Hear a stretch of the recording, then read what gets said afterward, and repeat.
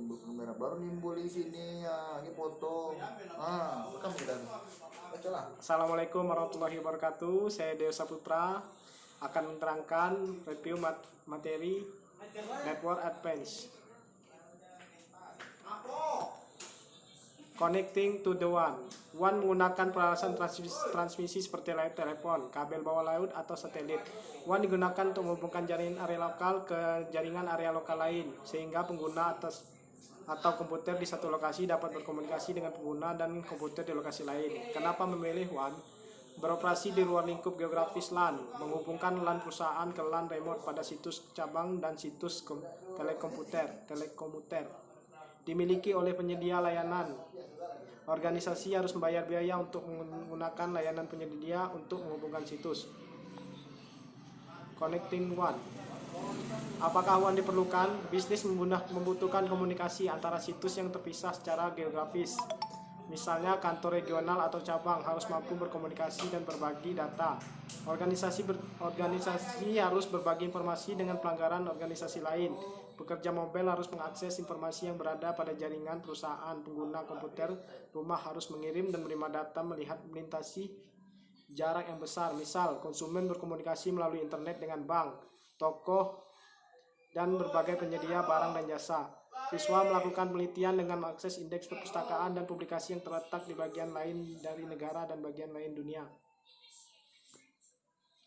ERGP atau Edge Interior Gateway Routing Protocol adalah routing protokol yang hanya diadopsi oleh router Cisco atau sering disebut sebagai properti protokol pada Cisco. Kemudian di mana RGP ini hanya bisa digunakan sesama router Cisco saja dan routing ini tidak didukung dalam jenis router yang lain.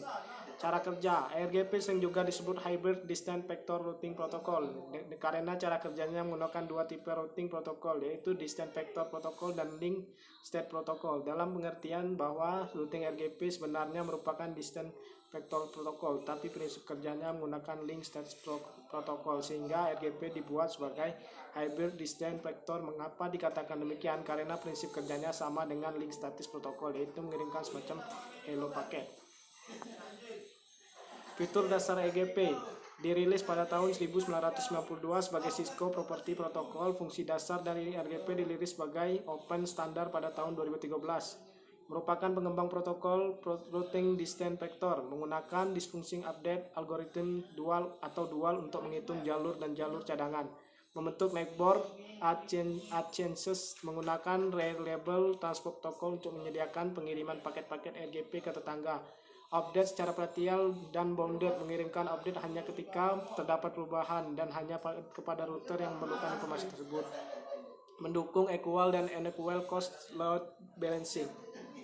Jenis-jenis paket RGP ada hello, ada acknowledgement, ada update, ada query, ada reply. Port serial dan paralel. Koneksi point-to-point digunakan untuk menghubungkan LAN menuju WAN penyedia layanan, juga dikenal sebagai koneksi serial atau koneksi leadless LAN.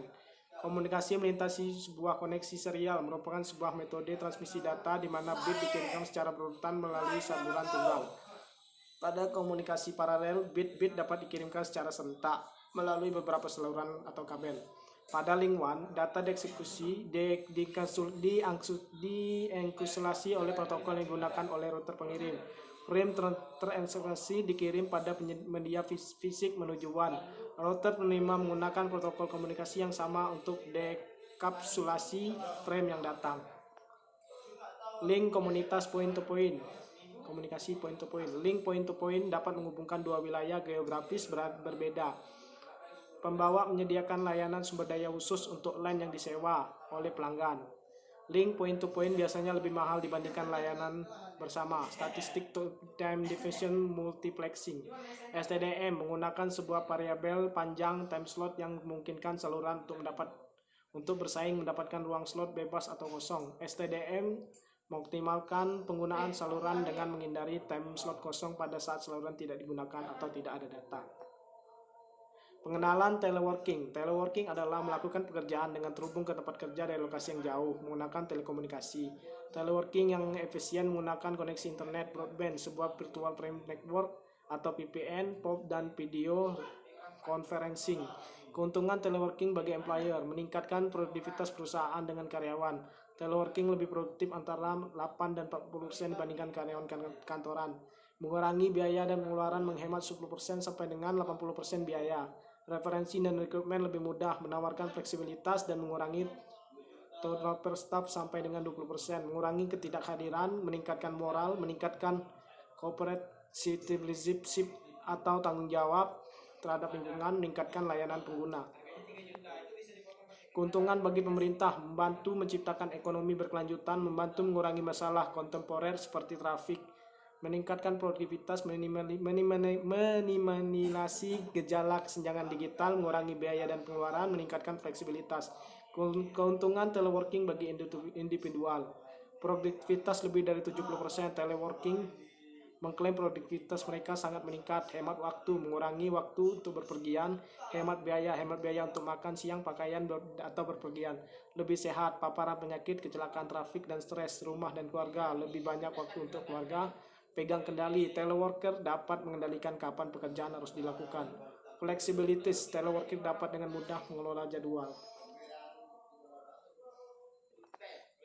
Keuntungan teleworking terhadap komunitas, membantu membangun ekonomi berkelanjutan. Telework juga adalah komponen penting untuk membangun ekonomi lokal benar-benar yang berkelanjutan. Meningkatkan nilai real estate, lalu lintas yang senyap, asap kurang, dan tuntutan yang lebih rendah untuk ruang kantor, sarana perkotaan yang ada, ruang hijau, dan bangunan kuno dapat dilestarikan. Membantu mengurangi masalah kontemporer seperti lalu lintas, kebutuhan infrastruktur, dan lain-lain. Meningkatkan produktivitas, mengatasi masalah kesenjangan digital, mengurangi biaya dan pengeluaran. Keterbatasan telework bagi organisasi lebih sulit untuk melacak kemajuan karyawan. Perlu menerapkan gaya manajemen baru bagi individu, perasaan terisolasi, koneksi yang lambat, gangguan, solusi telework, koneksi broadband, IPsec, PPNS, teknologi layer 2 WAN, private tradisional. WLAN komponen, dukungan mobilitas. Produktivitas tidak lagi terbatas pada lokasi kerja yang tetap dalam periode waktu terdefinisi. Orang-orang saat ini berharap untuk terkoneksi setiap saat dari manapun, dari kantor ke bandara atau rumah. Bunda saat ini berharap mampu menjelajah roaming secara nirkabel. Roaming memungkinkan perangkat nirkabel untuk tetap bisa mengakses internet tanpa kehilangan koneksi. Keuntungan nirkabel, meningkatkan fleksibilitas, meningkatkan produktivitas, mengurangi biaya, kemampuan untuk tumbuh dan beradaptasi terhadap perubahan. Teknologi nirkabel, jaringan nirkabel dapat dikelompokkan secara luas sebagai Wireless Personal Area Network atau WPAN, beroperasi dalam jangkauan beberapa kaki, fast seperti Bluetooth. Wireless LAN, WLAN, beroperasi dalam jangkauan beberapa ratus kaki atau feet. Wireless Wide Area Network atau WAN, WWAN, beroperasi dalam jangkauan mil. Bluetooth, sebuah standar WPAN IEEE 802.15 menggunakan proses device pairing untuk berkomunikasi dengan jarak 0,5 mil atau 100 meter. Wi-Fi, Wireless Fidelity, sebuah standar WLAN IEEE 802.11 menyediakan akses jaringan ke rumahan dengan korporat termasuk trafik data, suara, video dengan jarak mencapai 0,18 mil atau 300 meter. Mendokumentasi jaringan.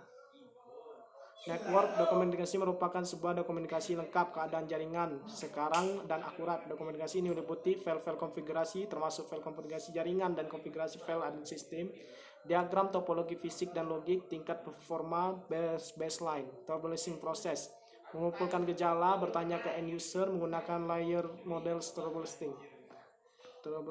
Metode troubleshooting lanjutan. Selain pendekatan sistematis dan berlapis untuk mengatasi masalah, ada juga pendekatan pemecahan masalah kurang terstruktur.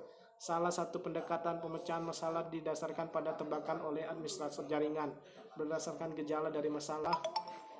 Pendekatan menukar perangkat bermasalah dengan perangkat yang bekerja baik adalah cara cepat untuk memecahkan masalah.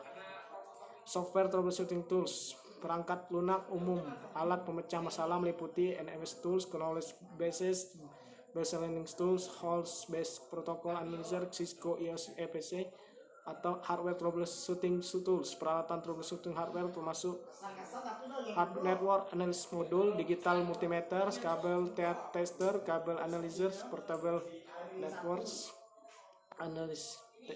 Mungkin itulah materi yang saya dapat saya sampaikan. Lebih dan kurang saya mohon maaf. Saya ucapkan assalamualaikum warahmatullahi wabarakatuh.